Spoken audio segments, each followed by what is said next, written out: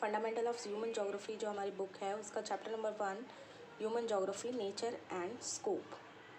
In this video the topics to be covered, हम कौन कौन से टॉपिक्स कवर करेंगे। सबसे पहले व्हाट इज़ जोग्राफी, जोग्राफी क्या होता है ये आपको पता होना चाहिए। Then you should know what is the difference between physical geography and human geography. Then the two approaches that has been given in NCERT, that how geography got dualism. In this video we will discuss these topics. सबसे पहले हमें पता होना चाहिए geography क्या होता है, how we define geography. Geography is the study of places and the relationship between people and their environments. अगर सिंपली हम ज्योग्राफी को डिफाइन करें तो it is the study of places. Okay, first of all we should know what is the meaning of geography.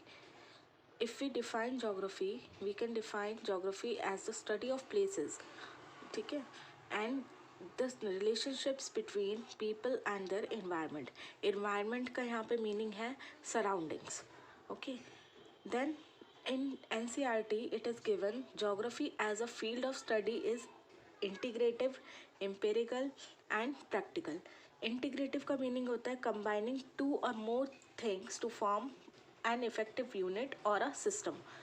Then empirical means based on observation or experience. Then practically आपको पता होना चाहिए geography में आप practicals आप करते हो तो you should know what is the meaning of practical. अभी हम देखेंगे one by one with the help of examples what it means. Understand these three terms integrative, empirical, practical with the help of example.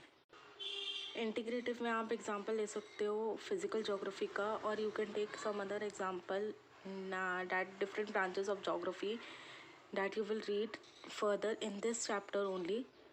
There is urban geography, tourism geography, that is integrative study. As you all know physical geography includes the study of natural features, and इनके बारे में detail study कौन करता है, humans करते हैं, तो it is integrated study. That is why it is called geography is the field of study that is integrative in nature. Now next one is empirical. Empirical में आप example ले सकते हो agriculture का. If you want to do agriculture, ठीक है, agriculture कोई आपको क्रॉप ग्रो करनी है तो आप उसमें देखोगे किसी एरिया में कि कौन कौन से फैक्टर्स हैं which are responsible and which is suitable for it. Suppose you have to grow wheat के लिए क्या क्या कौन सा एरिया सूटेबल है, क्या क्लाइमेट है, कितनी रेनफॉल उसको ज़रूरत है, तो based on observation you can do agriculture nicely. Then comes practical. Practical में आप एग्जांपल ले सकते हो क्लाइमेट चेंज का. क्लाइमेट चेंज क्यों हो रहा है उसके बारे में स्टडीज़ करते हैं कि क्लाइमेट चेंज क्यों हो रहा है, ग्लोबल वार्मिंग की वजह से हो रहा है, सी लेवल राइज हो रहा है उस वजह से हो रहा है या किस वजह से हो रहा है. वेरियस स्टडीज़ करी जाती है इस बेस क्लाइमेट चेंज को लेके. बहुत सारे लोग स्टडीज़ करते हैं, मेट्रोलॉजिकल डिपार्टमेंट है हमारा, वो इस बारे में स्टडीज़ करता है, तो डैट इज़ प्रैक्टिकल. प्रैक्टिकली हम चीज़ को देख रहे हैं कि जैसे क्लाइमेट चेंज हो रहा है वो क्यों हो रहा है, ठीक है. We will understand what is the difference between physical geography and human geography. Geography studies about physical environment और study of natural features. Natural process के बारे में जब हम स्टडी करते हैं उसको कहते हैं हम फिजिकल ज्योग्राफी, जिसमें ह्यूमंस का इंट्रैक्शन नहीं होता, नेचुरली कोई प्रोसेस हो रहा है, ठीक है. For example you can take earthquake, volcanic activities, weathering. Weathering is the disintegration of rocks, चट्टानों का टूटना फूटना, ठीक है, by the natural process due to the heat और rainfall or etc.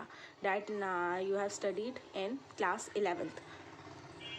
And human geography studies about impact and their behavior of the people of and how they relate to physical environment. Humans की क्या क्या activities हैं in physical environment, और simple terms में अगर हम समझें इसको तो ह्यूमंस की क्या क्या एक्टिविटीज़ हैं इन आर सराउंडिंग्स. फिजिकल ज्योग्राफी में हम एग्जांपल ले सकते हैं हमारा land, soil, water etcetera.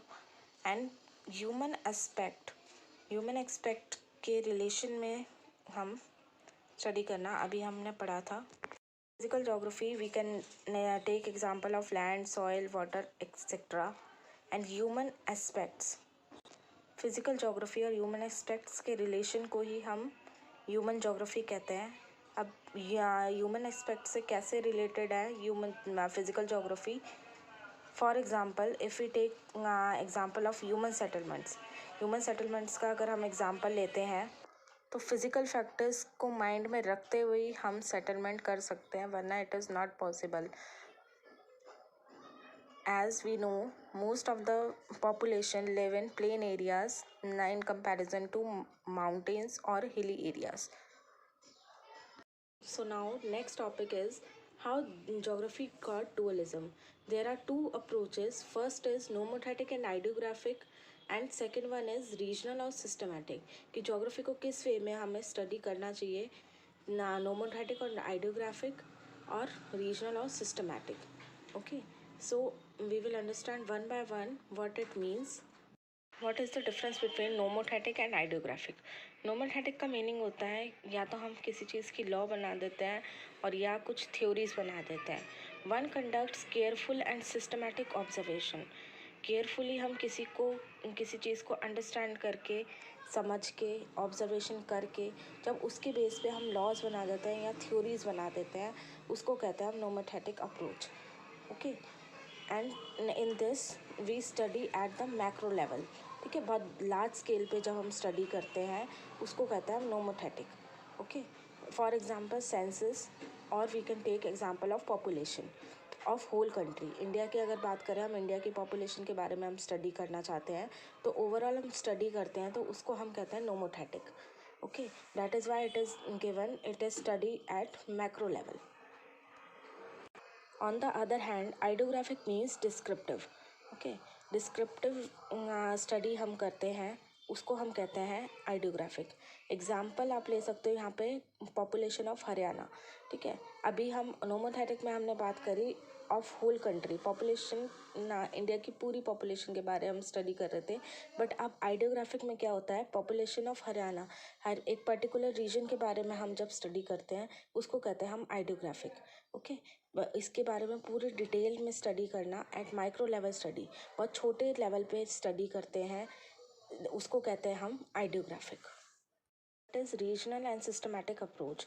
Regional approach it studies many characteristics of a region of the world, and in systematic approach it studies one issue and look at its spatial variations in all parts of the globe. It is the concept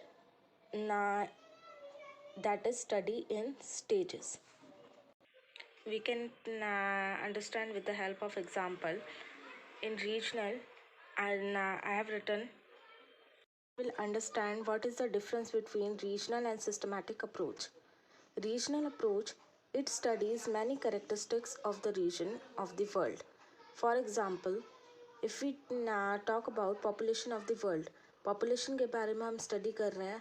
Population includes children also, male also, female also, and old age people also.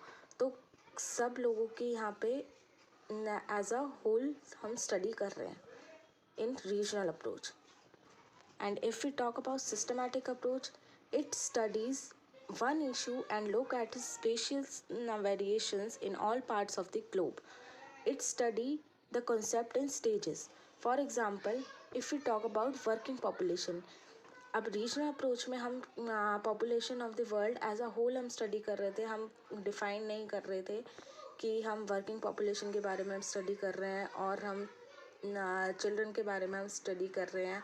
But in systematic approach we are focusing on one issue, that is working population. हम working population के बारे में ही हम study करना चाहते हैं, तो we will study this concept individually. So this is the difference between regional and systematic approach. Video we have covered 3 topics of NCERT.